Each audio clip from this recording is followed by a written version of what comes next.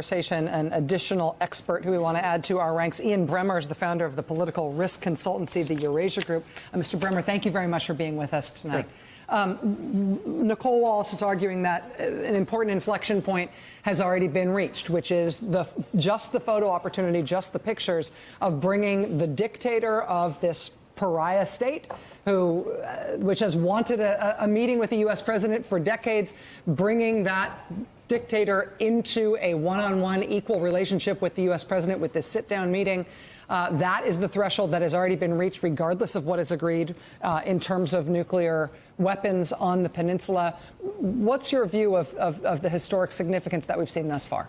I think Trump's done an extraordinary amount of lifting to get to this point. The threats of preemptive military strikes, the willingness to tie cooperation with the U.S. on tightening sanctions against North Korea in return for having a more constructive economic relationship with the Chinese.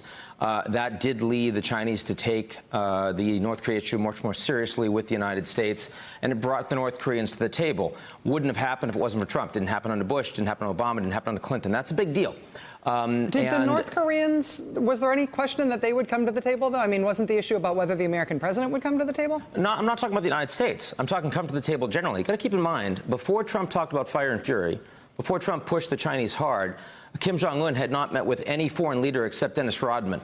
All right. So, I mean, we're talking now you've had 2 summit meetings with the South Korean president. You've had 2 meetings with Xi Jinping. You've had the Russian foreign minister come to Pyongyang.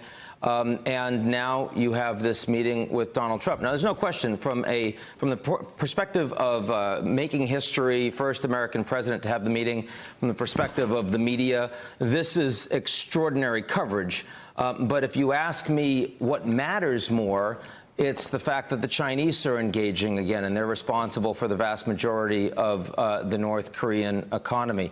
And over time, I think I don't believe, and I don't think no one on the panel believes, that we're going to reach CVID in terms of denuclearization from North Korea. They're going to give up all of their nukes.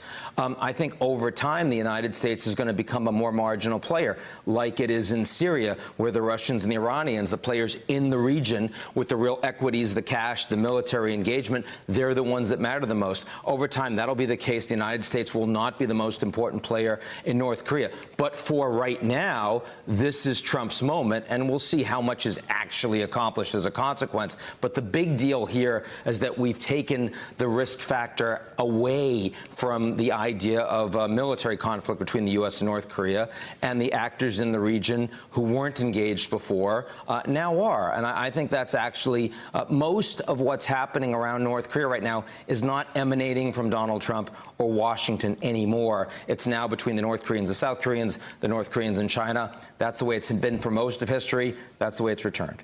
Ian Bremmer, founder of the political risk consultancy, the Eurasia Group. Thank you for being with us tonight. Appreciate having you here. It is, remarkable, the transformation that he's talking about there. And we talked about this at the very beginning of our broadcast tonight, that not only before this year, but before this spring, Kim Jong-un, the dictator of North Korea, had never, ever met with the head of another country.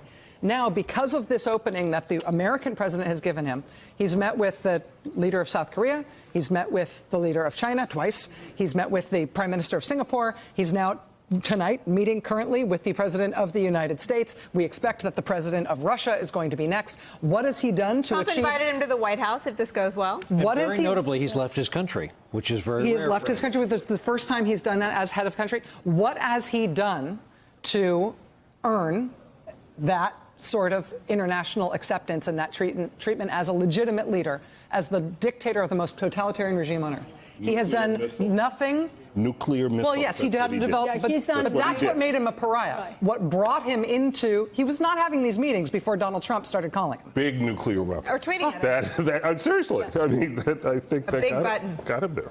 You start developing nuclear weapons, and usually you get isolated. In this case, what happened to turn that around was we got a new president. They didn't change anything. Our coverage continues after a break. Stay with us.